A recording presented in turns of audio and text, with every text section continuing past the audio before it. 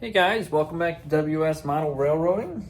Today we're going to be working on some weathering in the second room here. So, kind of on the town side, this is kind of where we're trying to polish up. We're kind of doing it in sections. So basically to the bridges, trying to polish this side up, and then we'll move to this side and then that side. Kind of goal here, I don't remember if I told you, but we're going to do more of a summer kind of side over here. And then it fades into fall over here. And then eventually when we get to the third room, this is going to be winter. I'm thinking we're doing the whole room over there. So that's kind of the plan. So today I'm going to show you how we're doing our weathering for all the rock work and all that. So very similar to what I did in the other room. I already started on most of this side. So you can see most of this is already weathered. I didn't show you guys, but I do have a base coat already over here. So you can see I stopped weathering right about here.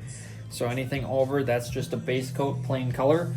I just went over with some spray paint, color I kind of wanted as a base. Now you will be using this last, at least the way that I do my weathering. So make sure to keep some base coat. It's gonna be kind of tricky with spray paint because you're probably gonna ruin your brush unless you wanna go through the process of cleaning it.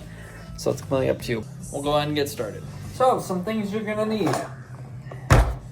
Towel just for cleaning your brushes, some paper plates so you can throw them away when you're done using them. I honestly reuse a lot of my plates just because, I'll show you here, you know, you got a bunch of paint colors on there, they end up just drying, so you can just reuse this unless you're using it in the same day. Bunch of different size brushes. For detailing, whether detailing on rock work, I'm just going to use a bigger plush brush kind of thing, nothing small. It's, you know, it's a lot of surface area here. We don't want to spend too much time just going through everything. So bigger brush. Let me see here. This is the one I was using before. It's a little stiff because I didn't clean it properly. I used an oil-based paint and didn't clean it with mineral spirits or anything. That's the thing with oil-based paints, is you're gonna ruin your brushes unless you clean them properly. So a lot of the paints I like using are just acrylic, just because they dry really fast, and you can mix them very well, and it works out pretty good. Another thing I'll take is some water. This is just gonna be for cleaning my brushes in between colors. So for this specific set of colors, I used, as I showed you, a base coat, kind of like a tan. So we're kind of going with the Wisconsin kind of sandstone color. So we're going to get some gray in here. Yeah, we'll grab some brown. I think that's really the only colors I use besides maybe some black. The only time I use black is in tunnels where you got smoke, steam, you know, whatever. Going up from engines and vehicles and stuff. So I just got them sitting there just like so. So I'm not going to mix anything because there's no need to mix. Basically, I'm just going to tap one color at a time. I'm going to start with the darker colors and then go to light. And then it'll eventually look like what you saw earlier. Let's get you guys on the camera here. I'm just going to take my brush. We're going to take my darker colors. Let's start with brown, because like I said, black we're not going to use unless we're in certain parts of tunnels. So I'm just going to dab it into the brush, let it soak into the brush, and then I'll kind of get rid of the paint. We don't want too much on the brush, is the whole point of me dabbing it like so. Because once I come in here and start hitting it, I'm just literally going to go all over the place and not try to make the color too thick. So thing about painting and artwork and stuff like that is the more layers you do, the better it's gonna look. So you could just hit it like I am now and call it a day. But as you add more layers, like I said, the better it's gonna look. So we're just gonna go around some light spots, and we're not gonna, you know, overdo anything. And if it is overdone, just hit it again to kind of pick up that paint so you can walk it somewhere else.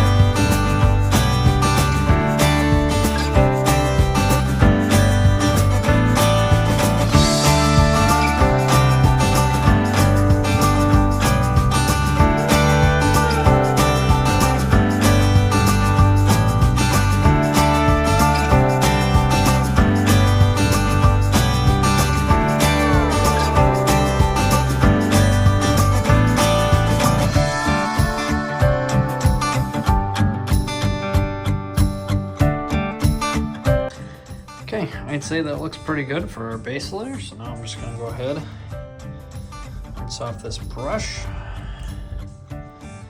hit it a couple times on our cloth here, and that should be just clean enough. You can really just wipe it on anything and notice that not much paint is on there.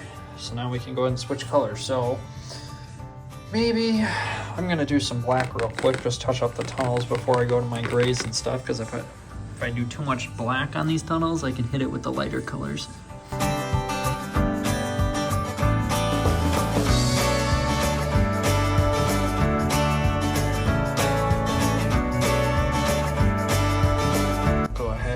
Up our colors again. Now we're gonna go ahead and start with the gray. So as you can tell, all that brown is pretty much dry now.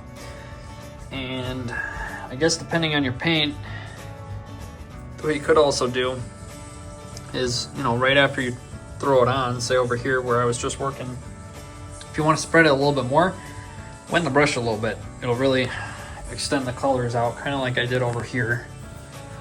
So all of this, you can see where I pressed down on the paint, all the blushes, and then I just hit water and just went over it, like stroking like so, and I kind of just spread the color on. I'm gonna add more texture, more color to that, just so you don't see the paintbrush marks, but that's how that turned out. This is our quarry side here, so I'm probably gonna stick more of the lighter color down here.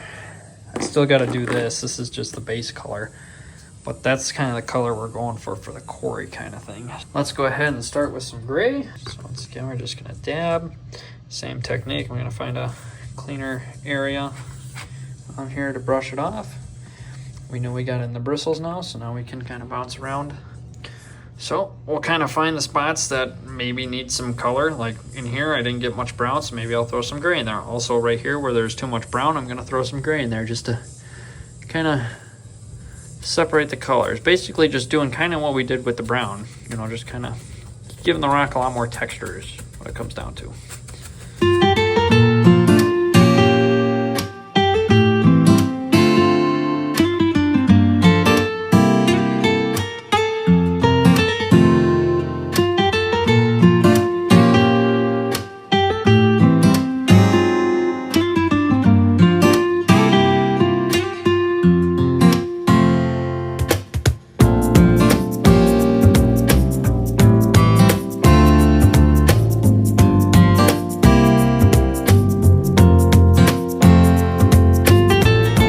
Got my grays.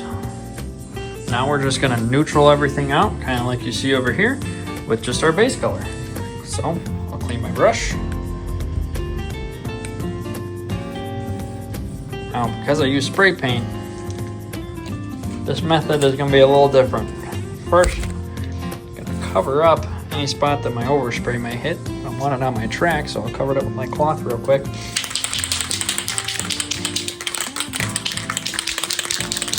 Now I'm not gonna go just spraying it on because that's gonna ruin all the wonderful texture and color you got there. So I'm just gonna go ahead and spray it on our plate here. Make a nice little amount of paint sitting there. And I'll come back with my brush again and we'll just pick up some of that base paint. And now in those spots where I think I put too much color, like in this gray, I can just go over that just like so. Go pretty lightly, otherwise you're just gonna cover it up again and you'll have to kind of restart. But I'm just hitting some spots that I went a little too overboard on, just to kind of neutral everything out.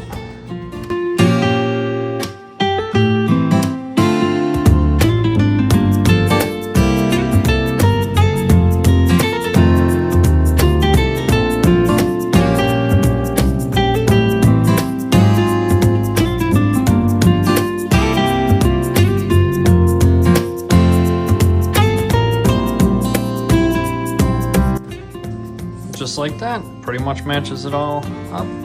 Some spot. I do want to add some darker area over here like I was talking about earlier, trying to make it look like water, you know, sitting there for a while. But that's pretty much it, you know, kind of just going off of that. So I'm kind of covering up, you know, all the paint that I put on, but it's adding that flavor or whatever you want to call it, you know, covering up any brush marks that kind of don't look natural and eventually making it look natural, just like so. So just like that, that's what it used to look, or that's the outcome. That's what it used to look like. So it's quite a big difference. Looks pretty good, looks a lot more realistic. And once we get our ground foam on and all that fun stuff, it'll look a lot better. So if you guys have any questions, go ahead and go in the comments below. But hopefully you guys enjoyed this video and found it helpful. And we'll see you guys in the next video.